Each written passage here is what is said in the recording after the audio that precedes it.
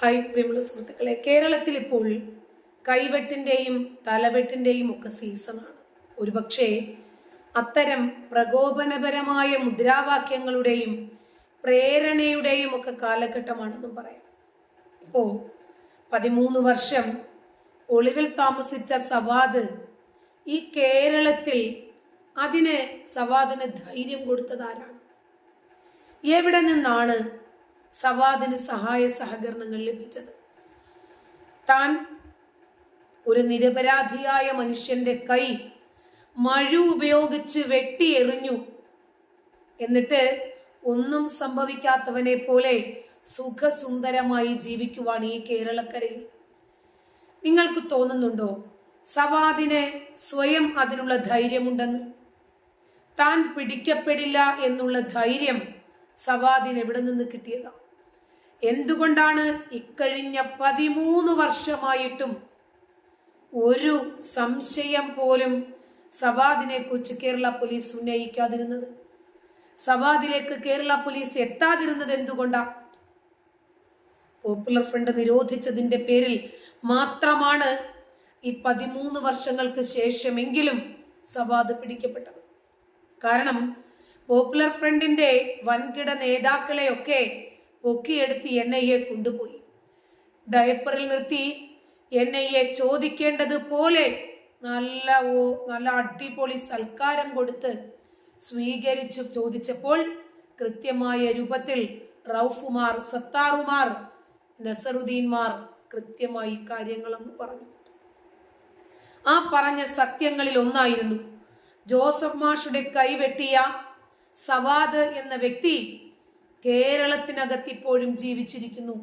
സുഖസുന്ദരമായി വിവാഹം കഴിച്ച് 2 മക്കളുമൊക്കെയായി സുന്ദരമായി ജീവിച്ചു പോകുന്നുണ്ട്. ആളു മാറിയിട്ടില്ല, പേര് മാറ്റിയിട്ടുണ്ട്. എന്നിട്ടും കേരള പോലീസിന് പിടിക്കാൻ പറ്റിയിട്ടില്ല. NIAക്ക് ലഭിച്ച ഈ സൂചനകളാണ് സവാദിലേക്ക് എത്തുന്നത്. ഒരു സിനിമാ കഥ പോലെ വളരെ സാഹസികമായി NIA അന്വേഷിച്ച് ഒടുവിൽ സവാദിലേക്ക് തന്നെ എത്തുകയാണ്. ഈ സവാദിനെ പിടിക്കുന്നതിന് മുമ്പ് ഏഴോളം NIAയുടെ വാഹനങ്ങളിൽ സവാദ് താമസിച്ച വീടിന് ചുറ്റും വളയുകയാണ്. കേരള പോലീസിനെ ഈ വിവരം അറിയിച്ചിട്ടില്ല. കേരള പോലീസ് അറിഞ്ഞാൽ സവാദ് രക്ഷപ്പെട്ടു എന്നല്ലേ അർത്ഥം? കാരണം നമുക്കറിയാം, പോപ്പുലർ ഫ്രണ്ടിന്റെ 1ാം കിട റെയ്ഡ് NIA വിജയകരമായി പൂർത്തീകരിച്ചു. ഒരു ടെസ്റ്റ് ഡോസ് എന്ന നിലയിൽ 2ാം കിട റെയ്ഡ് കേരള പോലീസിനോട് ഇൻഫോം ചെയ്തു. ഒരാളെയും കിട്ടിയില്ല 2ാം റെയ്ഡില്. 1ാമത്തെ റെയ്ഡിലോ 100 കണക്കിന് ആളുകളെ കിട്ടി. ഇതാണ് നമ്മുടെ കേരള പോലീസും പച്ചവെളിച്ചവും തമ്മിലുള്ള ബന്ധം. ചോദ്യപേപ്പറില് മതനിന്ദ നടത്തിയെന്നാരോപിച്ച് തൊടുപുഴ ന്യൂമാൻ കോളേജ് അധ്യാപകനായ പ്രൊഫസർ TJ ജോസഫിന്റെ കൈപ്പത്തി വെട്ടിമാറ്റിയ കേസിൽ 13 വർഷത്തിന് ശേഷം അറസ്റ്റിലായ മുഖ്യപ്രതിയാണ് സവാദ്. ഈ സവാദാണ് കണ്ണൂർ ജില്ലയിൽ മാത്രം ഒളിവിൽ കഴിഞ്ഞത് 8 വർഷം. അപ്പോൾ കണ്ണൂര് കൃത്യമായി സവാദിനെ സഹായിക്കാൻ, സവാദിനെ രക്ഷിക്കാൻ ആളുകൾ ഉണ്ടായിരുന്നു. അതല്ലെങ്കിൽ ഒരു മനുഷ്യനെ പച്ചയായി കൊല്ലാക്കൊല ചെയ്തിട്ട് ഒരാളും പിടിക്കാതെ സവാദ് എങ്ങനെ രക്ഷപ്പെട്ട് കണ്ണൂരിൽ തന്നെ ജീവിക്കുന്നു എന്ന് ആലോചിച്ചാൽ മതി, കാര്യം മനസ്സിലാകും.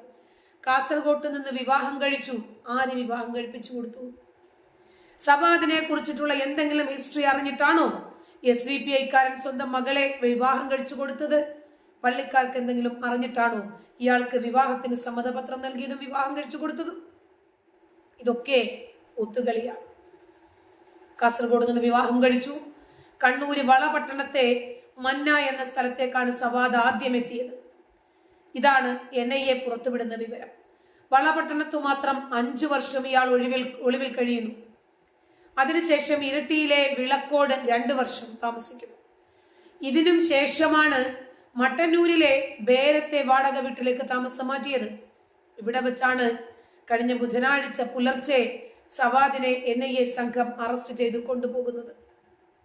ഇളയ കുട്ടിയുടെ ജനന സർട്ടിഫിക്കറ്റാണ് സവാദിന് തെളിവായത്. ഇപ്പോ ഷാജഹാൻ എന്ന പേര് മാറ്റിയെങ്കിലും ജനന സർട്ടിഫിക്കറ്റിൽ പേര് സവാദ് എന്ന് തന്നെയായിരുന്നു. ഇത് അമ്മോശൻ കാക്കായും അറിഞ്ഞില്ല, ഭാര്യയും അറിഞ്ഞില്ല എന്ന് ഇത്രയും വിശ്വസിച്ച സ്ഥിതിക്ക് ഞങ്ങൾ അതുകൂടെ അങ്ങ് വിശ്വസിച്ചേക്കാം.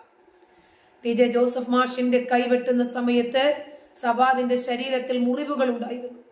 ഈ മുറിവുകളും പ്രതിയെ തിരിച്ചറിയാൻ സഹായകരമായി. വിവിധ ഇടങ്ങളിൽ ഒളിവിൽ കഴിയാൻ ഇയാൾക്ക് ആരൊക്കെയാണ് സഹായം നൽകിയത് എന്ന കാര്യത്തിൽ NIA അന്വേഷണം വിപുലമാക്കിയിട്ടുണ്ട്. സഹായിച്ച ഓരോരുത്തരെയായി NIA പൊക്കിക്കൊണ്ടു പോകുന്നുമുണ്ട്. പോപ്പുലർ ഫ്രണ്ട് SDPI നേതാക്കളുടെ അറിവോടെയാണ് ഇയാൾ ഇതുവരെ ഒളിവ് ജീവിതം നയിച്ചത് എന്ന് റിമാൻഡ് റിപ്പോർട്ടിൽ NIA വ്യക്തമാക്കി. ഒരു SDPI നേതാവാണ്. അയാളുടെ മകളെയാണ്, 10 മക്കളിൽ 2ാമത്തെ മോളായത്, അവരെയാണ് വിവാഹം കഴിച്ചു കൊടുത്തത് എന്ന വിവരം അന്വേഷണ സംഘത്തിന് ലഭിച്ചിട്ടുണ്ട്. വിവാഹത്തിൽ പള്ളിയിൽ നൽകിയ പേര് ഷാനവാസ്. വിവാഹശേഷം പുറത്തേക്ക് പോകാതെ കേരളത്തിൽ തന്നെ തങ്ങി. ഇതിനകത്തുള്ള ഒരു കോൺഫ്ലിക്റ്റ് എന്താണെന്ന് നിങ്ങൾ നോക്കിക്കോളൂ. ഒന്ന്, പള്ളിയിൽ നൽകുന്നു ഷാനവാസ്, ഭാര്യ കണ്ടില്ലേ? ഈ ഭാര്യയുടെ ഈ സവാദിന്റെ അമ്മായിയപ്പൻ കണ്ടില്ലേ? SDPIക്കാരൻ കണ്ടില്ലേ? ഷാനവാസ് എന്ന് പൊതുവിൽ അറിയപ്പെടുന്നത് ഷാജഹാൻ. 2 പേരായില്ലേ? കുഞ്ഞുങ്ങളുടെ ജനന സർട്ടിഫിക്കറ്റിൽ സവാദ്. ഇത്രയുമൊക്കെ പോരെ സംശയിക്കാൻ? അപ്പോ സംശയമല്ല, അതായത് അമ്മായിയപ്പനും മകൾക്കും കൃത്യമായി അറിയാമായിരുന്നു സവാദ് ആരാണെന്ന്. എന്ത് ചെയ്തിട്ടാണ് സവാദ് ഒളിവിൽ പോയതെന്ന്, എന്തിന്റെ പേരിലാണ് നമ്മൾ സവാദിനെ സഹായിക്കേണ്ടതെന്ന് കൃത്യമായി അവർക്കറിയാമായിരുന്നു. അതായത് അള്ളാഹുവിന്റെ മതനിയമത്തെ സംരക്ഷിക്കാനാണ് സവാദ് ഇത് ചെയ്തത്. പ്രവാചകനെതിരെ വ്യക്തിപരമായി ഒരു ആരോപണം ഉന്നയിച്ചതിന്റെ പേരിൽ പ്രവാചക നിന്ന് നടത്തിയവന്റെ തലവെട്ടാനും എതിർവശങ്ങളിൽ നിന്ന് കൈകാലുകൾ ഛേദിക്കാനും നാട് കടത്താനും നമ്മുടെ ഗ്രന്ഥം പഠിപ്പിച്ചതിന്റെ പേരിൽ ആ മതനിയമം ആണ്, അള്ളാഹുവിന്റെ നിയമമാണ് സവാദ് നടപ്പിലാക്കിയത്. അതുകൊണ്ട് ആ സവാദിനെ സംരക്ഷിക്കേണ്ടുന്ന ഒരു ബാധ്യത നമുക്കുണ്ട് എന്ന് SDPI നേതാവ് മകളെ പറഞ്ഞ് കൺവിൻസ് ചെയ്തതിന്റെ അടിസ്ഥാനത്തിലല്ലേ ഈ വിവാഹം നടന്നത്?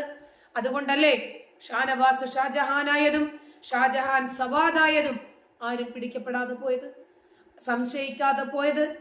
അതായത് ഇവർക്ക് നേരത്തെ അറിയാം, ഇനി എന്തിനാ സംശയിക്കുന്നേ? ഇപ്പൊ കേരളത്തിൽ തന്നെ ഇവന് തങ്ങാനുള്ള എല്ലാ തരത്തിലുള്ള സാഹചര്യങ്ങളുമുണ്ട്. റിയാസ് എന്ന ആളാണ് സവാദിന് ജോലി ശരിയാക്കി കൊടുത്തത്. മരപ്പണിക്കായി അന്വേഷിച്ച് നടക്കണ്ടേ? തൽക്കാലം കോൺട്രാക്ട് ചെയ്തിട്ടാണ് സവാദ് കൊടുത്തത്. മരപ്പണി പലയിടങ്ങളിൽ നിന്നുമായിട്ട് കോൺട്രാക്ട് പിടിക്കുന്നു, അത് സവാദിനെ ഏൽപ്പിക്കുന്നു.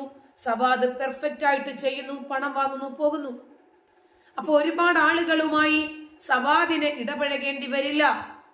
ഇതൊക്കെ SDPIയുടെയും പോപ്പുലർ ഫ്രണ്ടിന്റെയും നേതൃത്വം അണിയറയിൽ ചെയ്യുന്ന കാര്യങ്ങളാണ്. റിയാസ് SDPIക്കാരനാണ്, അയാളാണ് ഇയാൾക്ക് കോൺട്രാക്ട് പിടിച്ചു കൊടുത്ത് സഹായിക്കുന്നത്. സവാദ് ജോലി ചെയ്തിരുന്നത് SDPIക്കാരോടൊപ്പമായിരുന്നു.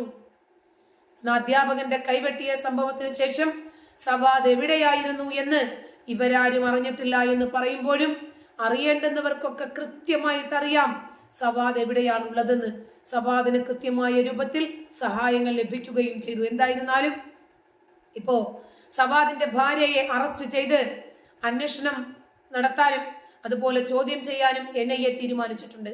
അതുപോലെ തന്നെ സവാദിന്റെ അമ്മായിയപ്പനെയും ഇപ്പോഴിതാ സവാദിനെ സഹായിച്ച ഓരോരുത്തരെയായി NIA പൊക്കിക്കൊണ്ടു പോകുന്ന സുന്ദരമായ കാഴ്ചക്കാണ് കേരളം സാക്ഷിയായിരിക്കുന്നത്.